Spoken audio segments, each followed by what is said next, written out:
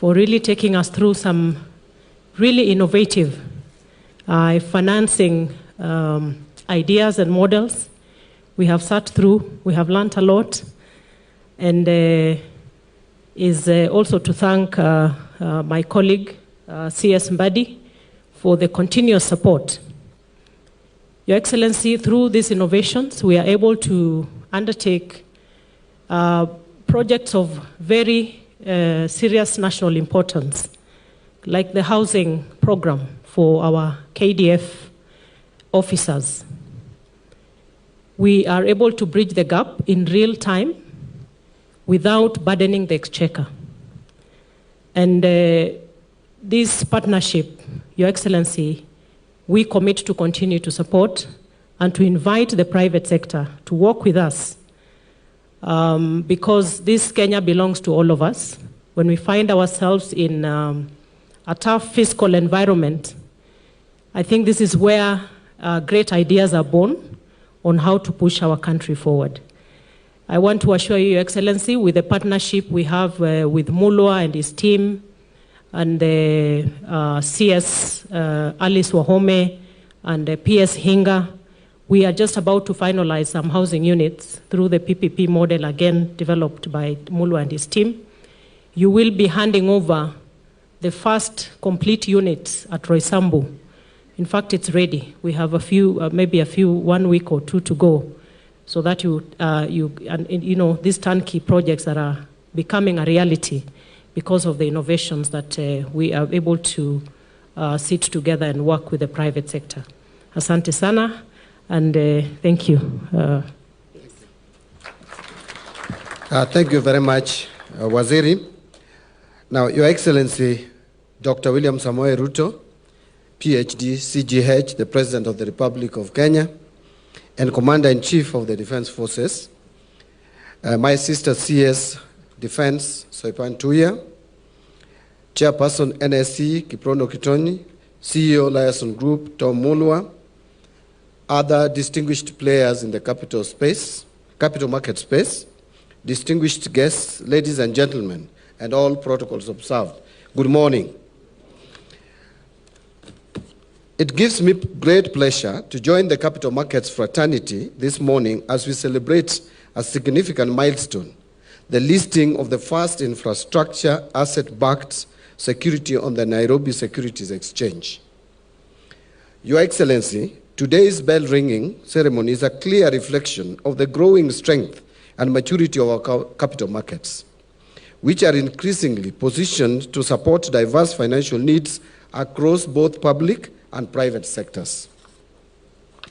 Your Excellency, the government which you lead is increasingly turning to innovative financing mechanisms to fund large-scale infrastructure and public service projects. As the financial needs of the government continue to outpace available public resources, private sector participation has become a critical tool in addressing infrastructure gaps, enhancing service delivery, and promoting sustainable development. Some of the structures that we have earmarked for the deployment of private sector participation in public financing include asset-backed financing, otherwise known as securitization of public assets. 2 is privatization, and 3 is public-private partnerships, among others. So let me turn shortly and briefly to the state corporation reforms. Your Excellency, as directed, we are carrying out an economy-wide and state corporation sector-specific reforms and corporation-specific restructurings as an end in itself, and also in response to policy and business dynamics. The dynamics include the following. 1, the coming of age of the private sector that can deliver commercial activities more efficiently, hence part of the need for privatization of government-owned enterprises. And therefore, the need to elevate the role of government to one of policy and regulation to support commercial activities of the private sector, to avoid conflict at the commercial operations level. Privatization plan. Your Excellency, privatization of government-owned enterprises is a component of the wider economic reforms in favor of economic liberalization. And today, you have called it democratizing the wealth. Privatization of government-owned enterprises ushers in the private sector to take over the commercial activities that government-owned enterprises are undertaking. This is necessary because the private sector carries out commercial activities more efficiently than the public sector, especially in a competitive industry. The benefits of privatization include lower prices, better quality of goods and services produced, wider choices for consumers, more innovation, minimal red tape in decision-making, and less corruption. To safeguard these benefits of privatization, the government has a social obligation to maintain a fair business environment through appropriate regulations and policies. Already, Kenya has developed a fairly robust regulatory environment with the Competitive Authority of Kenya overseeing all sectors of the economy, supported by sector-specific regulators such as the Communications Authority of Kenya. Now, I want to give just a quick overview of the key successes of privatization, just mentioning three. Over the period that Kenya has undertaken privatization of government-owned enterprises, notable successes include A. KenGen. KenGen was privatized through listing in the Nairobi Securities Exchange in the year 2006 through an IPO that raised 7.8 billion Kenya shillings. Subsequently, the company raised additional 54 billion Kenya shillings from the capital markets through listing of additional shares and issuance of a Kenya shillings 25 billion infrastructure bond. The company has benefited immensely by having KenGen as a listed company. The country has benefited immensely by having KenGen as a listed company. The ability to raise funds from the capital markets has helped the company fund major electricity generation projects, especially from renewable sources, enabling the country to produce most of its electricity from green sources. From the efficiencies built through infusion of private sector practices, KenGen has been able to stabilize electricity supply in Kenya by increasing installed capacity from 945 megawatts in 2006 to 1,904 megawatts in 2023, mostly from renewable sources and most of the financing coming from the capital markets. KCB. KCB Group was among the first owned enterprises to be privatized by the government of Kenya through issuance of shares through the stock exchange in 1988. 35 years later, the bank now operates in 7 countries, 598 branches opened, 33 million customers, and over 12,000 employees. The entire growth of the bank was financed internally and largely from raising funds in the capital markets. The privatization of KCB remains one of the key success stories in Kenya's investment optimization decisions since independence. And lastly is Safaricom PLC. The government of Kenya established Safaricom in 1997 as a fully owned subsidiary of Telecom Kenya. The private sector was then invited to take a stake in the company through a 40% acquisition by Vodafone Group PLC in May 2000, and a public offering of 25% shares through the Nairobi Securities Exchange in 2008. So privatization of Safaricom has led to the company's growth to becoming a leading communication company in Africa with over 42 million customers connected to its network and supporting over 1.2 million jobs both directly and indirectly, while its total economic value is estimated at Kenya shillings 400 billion or $3.2 billion US dollars based on its 2024 audited financials. The company is one of the most premium stocks at the Nairobi Securities Exchange with annual revenues of close to Kenya shillings 371 billion or 2.8 Kenya shillings 371 billion or 2.8 billion US dollars as at March 2025. In closing, Your Excellency, as a ministry, we remain fully committed to supporting the growth and deepening of capital markets. We are keen to collaborate with all stakeholders in fostering an enabling environment that attracts investment, enables liquidity, and promotes financial inclusion across the country. Asanteni. Now, ladies and gentlemen,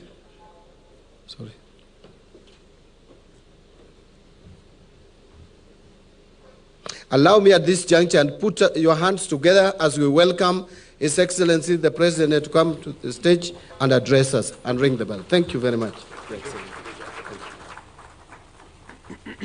Thank you very much, Waziri. Please, and let's take our seats. Good morning, ladies and gentlemen. It's quite cold here. Distinguished guests, ladies and gentlemen, we gather here again at the heart of our financial markets, the Nairobi Securities Exchange, to ring the bell in celebration of yet another historic milestone. At the beginning of this administration nearly 3 years ago, I made a clear and firm commitment that we would build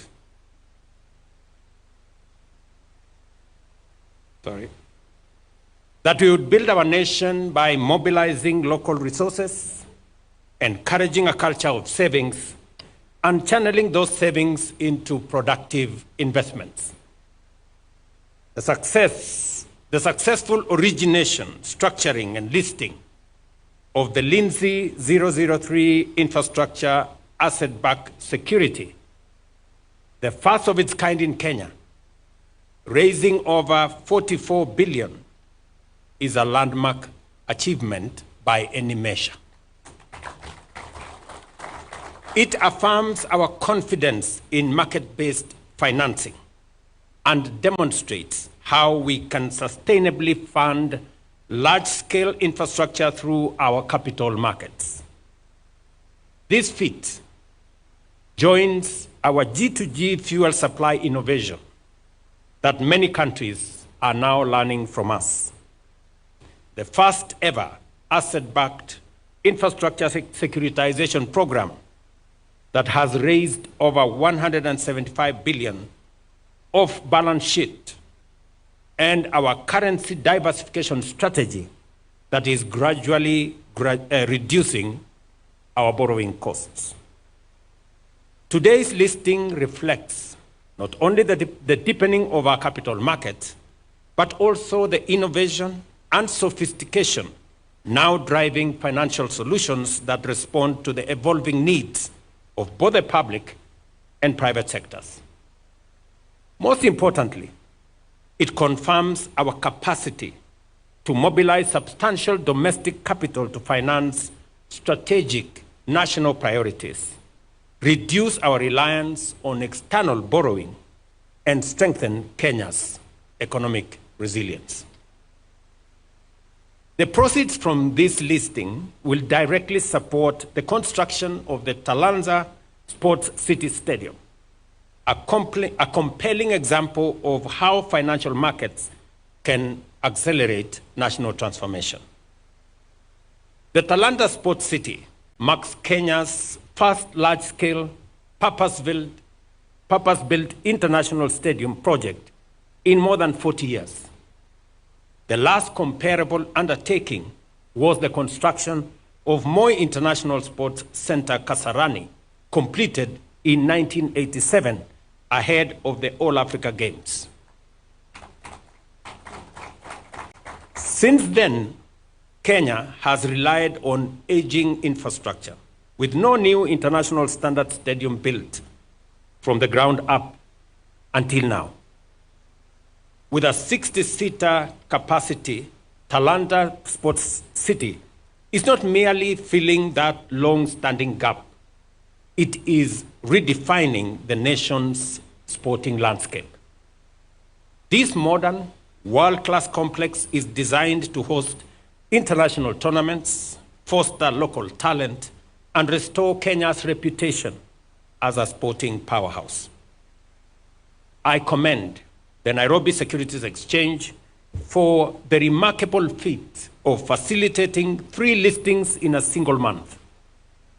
This momentum reflects renewed energy, strong leadership, and strategic clarity. I also extend my congratulations to Lindsay, Finco Trust, and Liaison Group partners for their innovation in financial structuring. Ladies and gentlemen, the stock exchange is a critical gauge of economic health and investor sentiment. The strong recovery of the NSE, with market capitalization now standing at 2.5 trillion, reflects the soundness and consistency of our economic policies. Some of the choices we have made have not been easy, and at times not popular. But they have been necessary, they have been strategic and forward-looking. These decisions have helped us stabilize the economy, restore investor confidence, and lay a firm foundation for growth into the future. Today, both local and international investors are looking at Kenya with fresh optimism and renewed trust. 2 weeks ago, during my visit to London in the United Kingdom, where 4 global giants, Lloyd's of London, Bupa International, Africa Specialty Risk, and Africa Finance Corporation signed their way into Kenya, I reaffirmed our commitment to expanding the depth and appeal of Kenya's capital markets. A key plank of this strategy is the diversification of state-owned enterprises through initial public offerings on the NSE, unlocking value, improving governance, and attracting long-term capital. We are implementing a structured, time-bound divestiture program, starting with the listing of the Kenya Pipeline Company. I expect the cabinet to grant approval to this IPO shortly, and the Privatization Commission this morning is working on the final approval, and by September, by God's grace, we will have that listing here.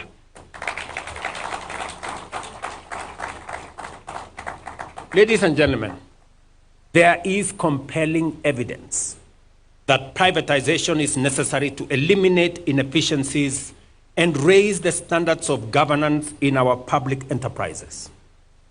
While other nations in the region have moved boldly and strategically to divest and reinvigorate their economies, Kenya has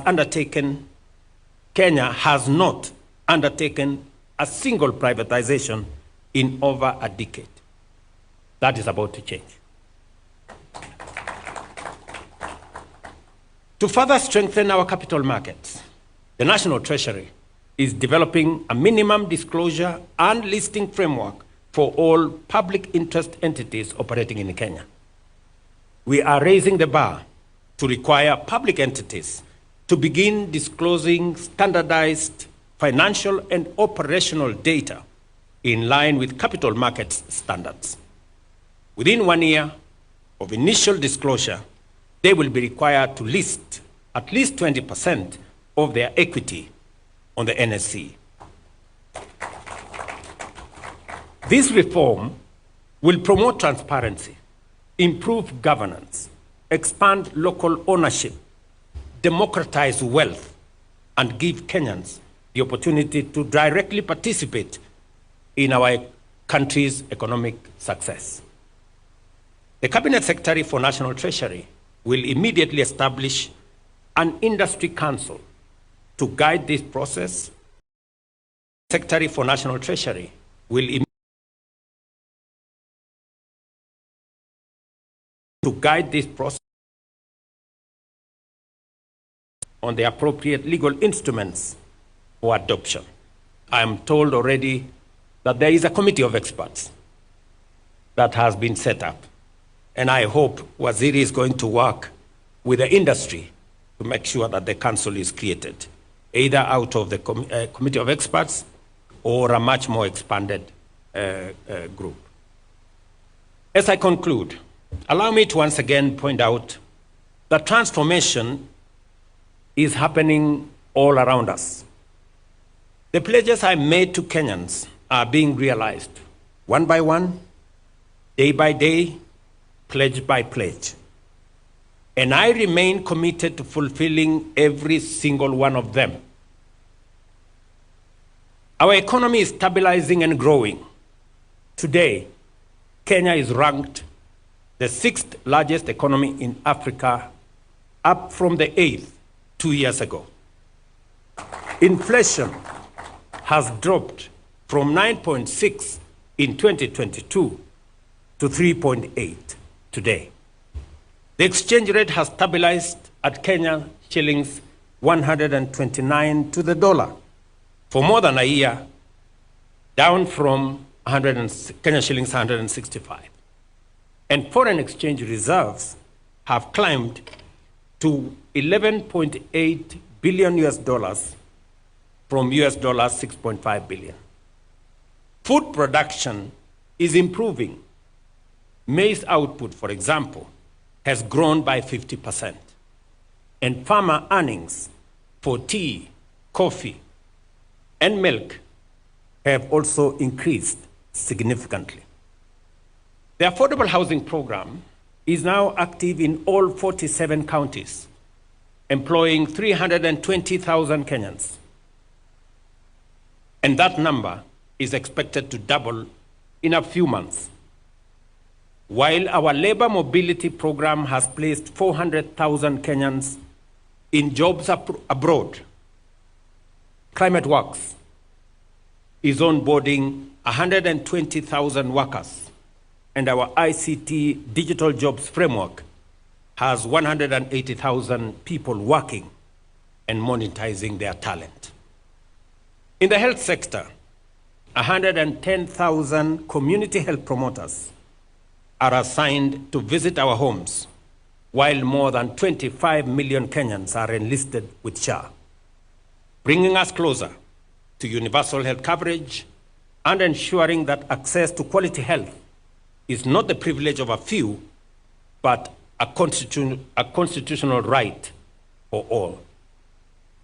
Our education reforms are also taking root. The CBC transition is complete.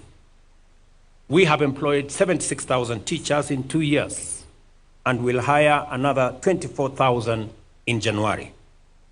Our new student-centered funding model now guarantees quality and sustainable education. Additionally, our public savings at NSSF that stood at Kenya shillings 320 billion 2 years ago will double to 640 by the end of this year as our plan on revolutionizing our savings culture takes shape. Ladies and gentlemen, some have accused my administration of overpromising or taking on too many challenges at once. I have this to say. Yes, I made promises. Yes, I took on many challenges that had bogged down our nation for far too long. This wasn't a mistake. This was deliberate and intentional, so as to match our leadership with our national ambition, to raise the standard, to adjust the bar upwards, and to up our game. As a leadership, we have made peace with mediocrity for far too long. That is why slums became homes, hunger became normal, health became a privilege, and jobs became a status symbol. I promised to change this, and that change is happening. Fellow citizens, we are an ambitious nation and an ambitious people. That is who we are. And leadership must rise up to meet that ambition. That is why I made a solemn and unwavering commitment to lead from the front. The truth is, I had no choice. We could not stand by and watch the country drift. We do not, and never have, aspired to be average. When we aim for excellence, the bar must be higher. And yes, aiming higher invites scrutiny from critics, suspicion from cynics, and doubt from their cousins, the naysayers. But that is the nature of bold reform. It unsettles the status quo and challenges the comfort of the known and the familiar. The critics may say I am wrong. The cynics may say I am lying. And the naysayers may even say I am mad. But what if they are wrong? And they are. Pause for a moment. What if I am an agent of destiny for the transformation of our nation, whose promise has been delayed for far too long? Pause. Reflect.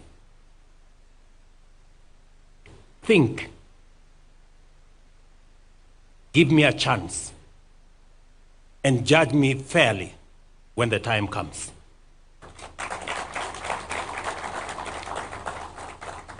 But we remain focused, purposeful, and committed to delivering what Kenya truly deserves. This is neither a gamble nor an experiment. It is a disciplined, determined, focused, and deliberate renewal of our nation's foundation. Even the most hardened, die-in-the-wool doubting Thomases will soon see a country reborn, a Kenya that dared to dream big, push harder, and break free from the chains of mediocrity. To paraphrase the Irish playwright and critic George Bernard Shaw, and I quote, "Some people see things as they are, and they ask why. We dream of things that never were, and ask, why not?"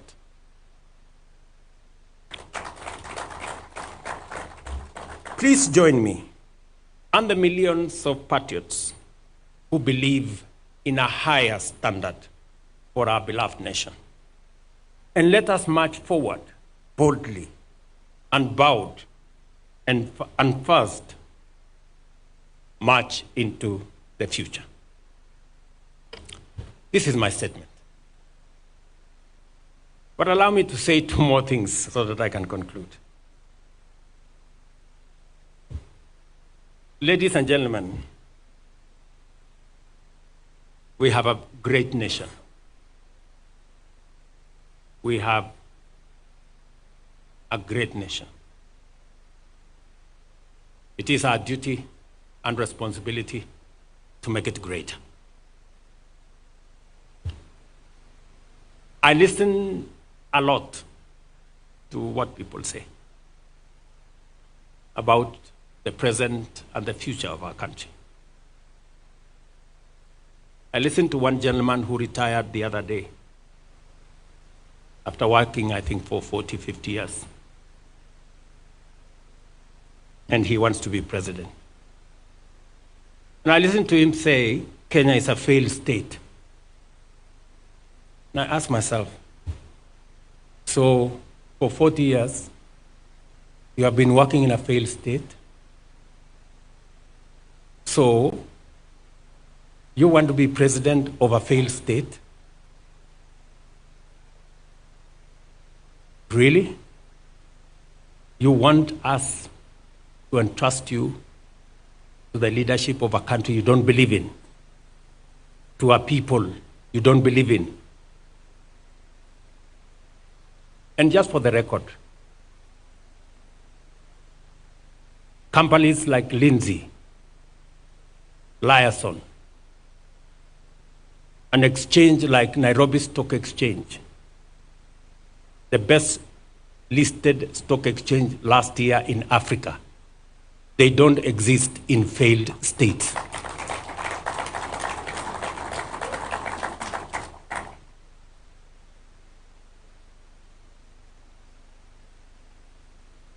I listened to another group of friends and Kenyans, brothers and sisters, who say Ruto must go. And for sure, just like those who were there before me, my time will come and I will go. Just like those who were there before me did. But respectfully, sirs, madams, let me ask you,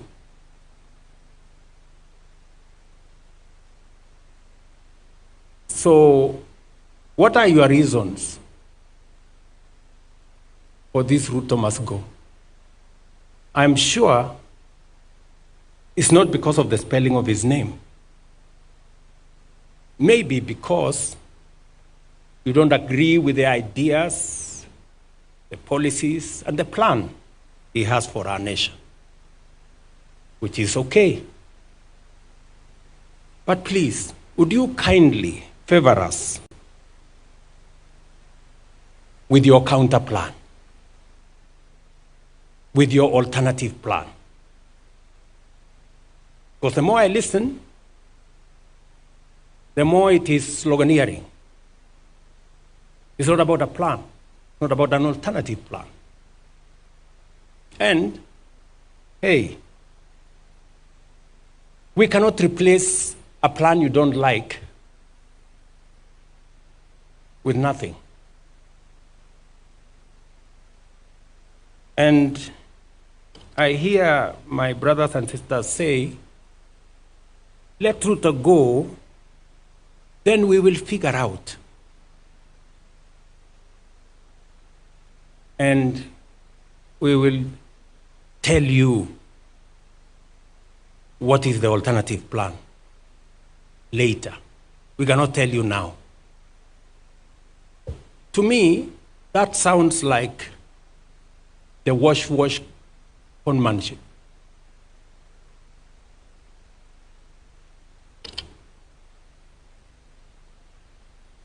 Because if you seriously have a plan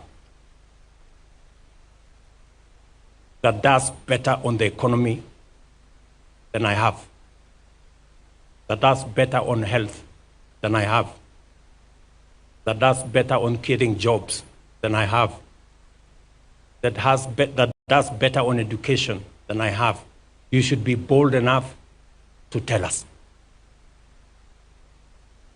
One term, Kasongo, Ruto must go, is not enough.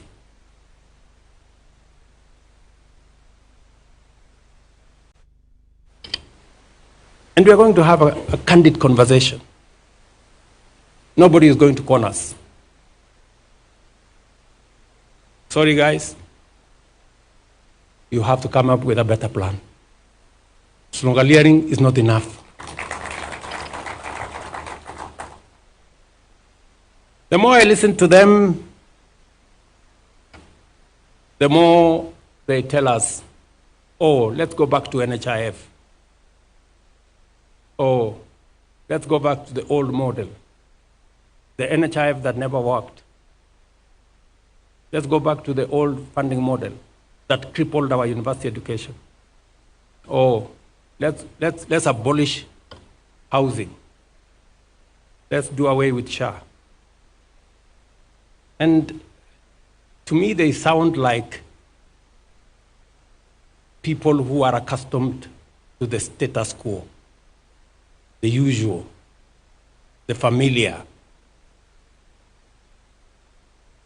the no change. Ladies and gentlemen, we have a great nation. It is our duty to make it greater. Thank you very much. God bless you, and I thank you. A round of applause for His Excellency. A round of applause for His Excellency. Come on, we can do better than that. Thank you very much, Your Excellency. And that now will bring us, let's take our seats, please, kindly. That will bring us now to the climax of this session, which is the bell ringing. And allow me, Your Excellency, to invite the following to just flank you as we now get to the bell ringing.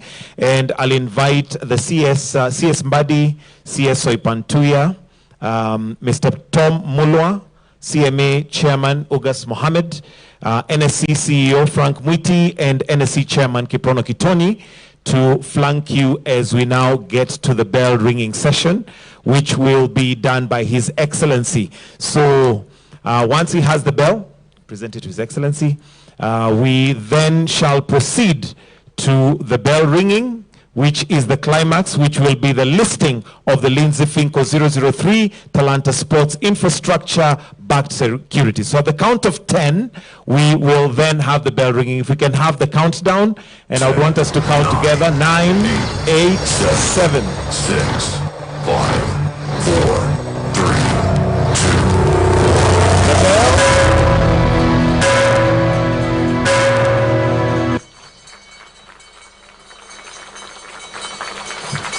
Congratulations, and that now is the listing of the Lindsay Finco 003 Talanta Sports Infrastructure Asset-Backed Security now trading. And with your permission, Your Excellency, allow me for a wonderful photo opportunity with those who are there. But a second photo opportunity, let me invite Dr. Chris Kipto, Lawrence Kibet, Dr. Jose Akili, KCB CEO Paul Russo, CMA CEO Wycliffe Shemia, Mary Thuo, NSSF CEO and PSSF CEO for the second photo opportunity before we wind up with the national anthem.